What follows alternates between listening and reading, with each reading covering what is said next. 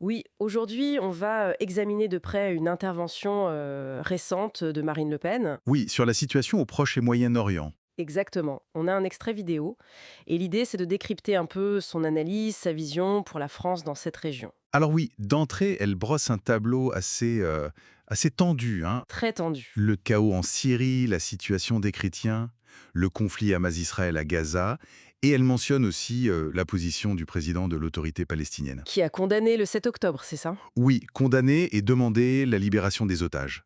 Donc on part vraiment d'une crise généralisée dans son propos. Et dans ce cadre, elle critique une reconnaissance rapide d'un État palestinien. Oui, elle dit que ce serait comme une sorte de prime au Hamas, c'est l'idée. Le discours va plus loin aussi, non? Il parle de la Libye, de l'Irak. Tout à fait. L'instabilité régionale plus large, Hmm. et puis l'influence de la Chine, de l'Iran, Ah oui, les fameuses routes de la soie. voilà. Et puis Israël, qui se sentirait menacé par l'Iran, son programme Et nucléaire. qui aurait donc mené des Hmm, frappes préventives après le 7 octobre. c'est comme ça que c'est présenté, oui, avec un soutien américain mentionné. Bon. Mais le cœur de l'analyse, si je comprends bien, c'est une critique de la position française. Absolument. Une critique très très forte de ce qu'elle appelle l'effacement de la voix de la France. Effacement. Pourquoi? Ben, selon l'intervention, il y aurait trois raisons principales. D'abord, la dilution de notre diplomatie dans celle de l'Europe. Depuis le traité de Lisbonne. Oui, une politique européenne jugée pas très efficace, quoi. Ensuite, deuxième point, l'affaiblissement du Quai d'Orsay, du corps diplomatique français lui-même. D'accord. Et la troisième raison? Ce serait l'inconstance perçue du président Macron, qui nuirait à la crédibilité française sur le long terme. D'accord. Diagnostic assez sévère. Et quelle est l'alternative proposée alors? Alors l'alternative, c'est une politique qui serait basée sur trois mots: indépendance, équidistance et constance. Équidistance, c'est pas dire? Ne pas prendre parti systématiquement. C'est ça, une sorte de neutralité active, on pourrait dire, hein, en opposition à ce qu'elle nomme alignement et servilité.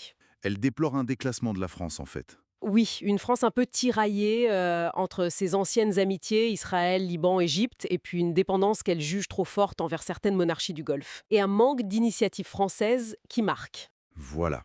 Elle pointe ça et elle note par exemple une réaction française jugée négative aux accords d'Abraham. Ces accords entre Israël et des pays arabes. Exactement. Et ça rejoint une autre idée, une sorte de déconnexion entre la vision française, peut-être un peu. Passéiste, Oui, elle part d'une rue arabe fantasmée, une image un peu ancienne, et les réalités actuelles.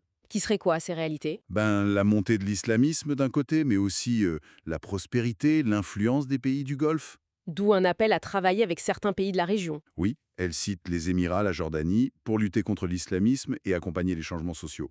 Et sur les sujets très actuels, les points chauds, Alors là, l'accent est mis sur la nécessité de restaurer la confiance. avec les alliés, Israël, les États-Unis sont cités, Oui. et puis une ligne très claire sur l'Iran, non pas d'armes nucléaires, c'est martelé, tout en gardant le dialogue. Oui, maintenir le dialogue, notamment pour les otages français, Cécile Kohler, Jacques Paris. L'intervention analyse aussi la gestion de crise américaine, il me semble. Oui, celle sous l'administration précédente, vue comme une intervention calculée. Pour éviter l'escalade entre Iran et Israël. C'est ça. Calmer Israël, mais contenir l'Iran dans une confrontation limitée. Le cessez-le-feu qui est suivi est vu comme une sorte de sortie de crise sans vrai vainqueur. Et qui redonne aux États-Unis un rôle d'arbitre. Temporairement, oui.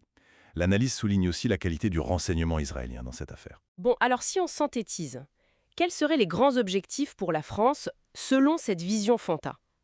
Il y en a 5 qui ressortent très nettement. 1. Lutter contre l'islamisme. Ok. 2.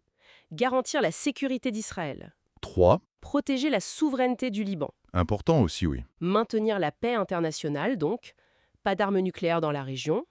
Et 5. Protéger le commerce international. Tout ça basé sur une certaine philosophie. Oui, une philosophie qui valorise la nation, le respect des peuples, l'égalité souveraine des États, le droit international classique en quelque sorte. Elle propose même une nouvelle déclaration. Oui, une déclaration du droit des peuples et des nations comme un outil pour la paix. Donc, en résumé, une critique forte de la politique actuelle, jugée effacée, incohérente, Oui, et une proposition de réorientation assez radicale. Indépendance, alliance claire, objectif précis pour redonner du poids à la France. exactement. C'est ça l'essentiel du message. Une dernière réflexion peut-être. Une question qui pourrait se poser, c'est Comment articuler concrètement cet objectif de garantir la sécurité d'Israël ou de protéger la souveraineté du Liban? Oui, avec ce principe affiché d'équidistance et de respect de l'égalité de tous les États, y compris ceux qui ne sont pas forcément nos alliés directs dans la région. C'est une tension intéressante, je trouve. Une question pour une prochaine analyse peut-être. Merci pour cet éclairage. Merci à vous.